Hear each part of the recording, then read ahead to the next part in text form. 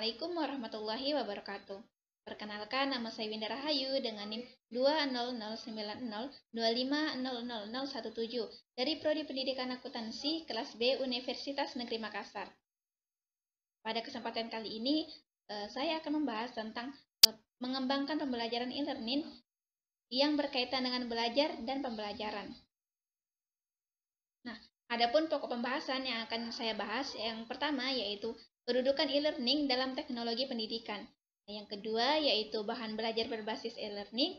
Yang ketiga yaitu pendekatan-pendekatan pedagogik dalam e-learning. Dan yang keempat ialah pengembangan pembelajaran e-learning. Kedudukan e-learning dalam teknologi pendidikan. Nah, pada sebuah situs e-learning Wikipedia diuraikan bahwa e-learning merupakan suatu terminologi umum yang dipergunakan untuk menunjukkan pada suatu aktivitas belajar di mana instruktur dan siswa terpisah oleh ruang dan waktu, serta terhubung dengan menggunakan teknologi online. Yang kedua yaitu bahan belajar berbasis e-learning.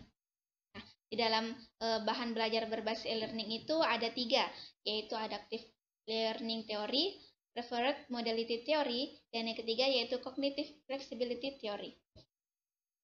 Adaptive learning theory yaitu mengisyaratkan bahwa para siswa memasuki proses pembelajaran pada tahap pencapaian dan pengalaman yang berbeda.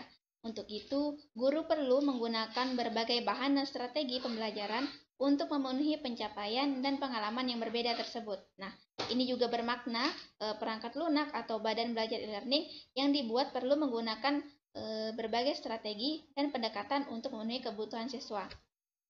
Yang kedua yaitu preferred modality theory. Nah, pada teori ini mengisyaratkan bahwa para siswa memiliki kecenderungan modalitas pemahaman melalui aktivitas mendengar. Sebagian lain memiliki modalitas pemahaman melalui aktivitas melihat, dan sebagian siswa yang lain cenderung memiliki modalitas pemahaman melalui pendengaran dan melihat. Nah, karena itu, perangkat lunak atau bahan belajar e-learning perlu memperhatikan modalitas-modalitas belajar siswa dengan berupaya menampilkan kombinasi teks, grafik, suara, serta animasi dengan lebih menarik serta relevan dengan tujuan pembelajaran. Nah, yang ketiga yaitu cognitive flexibility theory. Nah, pada teori ini mengisyaratkan bahwa suatu bidang dapat dipelajari dengan lebih mendalam dan lebih efektif bila mana para siswa menggunakan proses belajar dengan cara non-linear. Hal ini bermakna bahwa suatu bidang yang dipelajari mencakup berbagai aspek dan domain yang saling berkaitan. Nah, oleh karena itu, bahan pembelajaran yang berupa perangkat lunak e-learning yang dipersiapkan hendaknya tidak menyerupai metafora buku yang cenderung linear atau berurutan dari segi pendekatan dan penyampaiannya.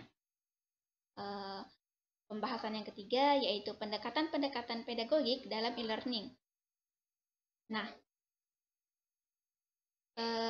dalam pendekatan tersebut terdapat 7 pendekatan, yaitu yang pertama instructional design, yang kedua yaitu social constructivist, yang ketiga yaitu Laureate conversational model, yang keempat yaitu cognitive perspective, yang kelima yaitu emotional perspective, yang keenam behavior perspective, dan yang ketujuh ialah contextual perspective.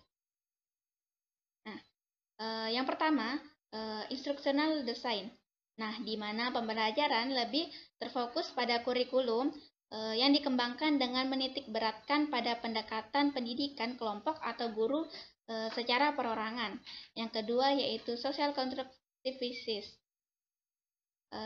Merupakan pendekatan pedagogik yang pada kebanyakannya aktivitasnya dilakukan dalam bentuk forum-forum diskusi, blogs, wiki, dan aktivitas-aktivitas kolaboratif online. Yang ketiga yaitu Laureate conversational model. Nah, pada pendekatan ini merupakan salah satu bentuk pendekatan pedagogik yang menitik beratkan pada penggunaan bentuk-bentuk diskusi langsung secara luas. Yang keempat yaitu cognitive perspective. Pada pendekatan ini menitik beratkan pada proses pengembangan kognitif melalui kegiatan pembelajaran. Yang kelima yaitu emotional perspective. Nah, pada pendekatan ini ia lebih difokuskan pada pengembangan dimensi-dimensi emosional pembelajaran seperti motivasi, dan model-model permainan yang lainnya.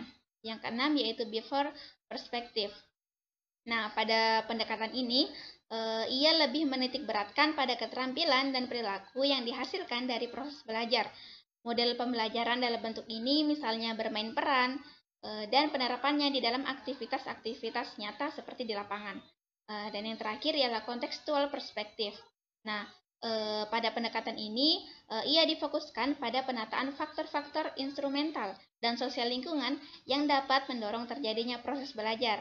Nah, bentuk-bentuk nyata model ini seperti interaksi dengan orang lain, model-model kolaboratif, dan sebagainya. Pokok pembahasan yang keempat yaitu pengembangan pembelajaran e-learning.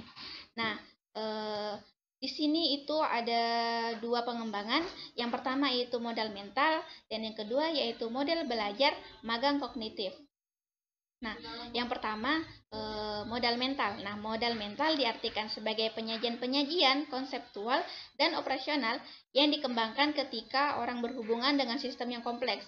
Nah, model-model mental merupakan pemikiran yang terdiri atas kesadaran terhadap berbagai komponen dari suatu sistem dengan dievaluasinya menggunakan berbagai metode, termasuk pemecahan masalah. Nah, mencari dan memecahkan persoalan, ingatan informasi, pengamatan, serta prediksi pengguna atau user terhadap pengetahuan capaian.